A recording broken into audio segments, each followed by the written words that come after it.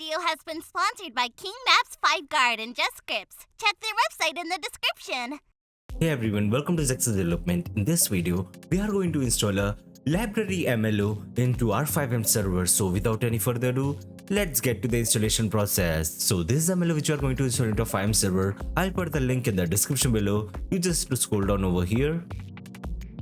Then click on this download button and download the MLO. After downloading it, we just need to extract the file into our FiveM resource folder. So I'll be extracting it over here. Just like this. So that's it for the installation part. Now let's start the server. So we are in a server now, and this is the library MLO which we have installed into our FiveM server, as you can see.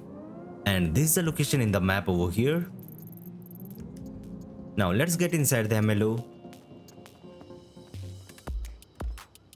So this is the first look of the library over here. This is the reception of the library.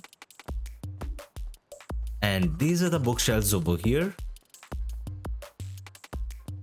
So now let's go upstairs. And this is the first floor of the library over here. So that is for today's video. Make sure to like the video and subscribe to the channel for more videos related to FiveM development. Goodbye.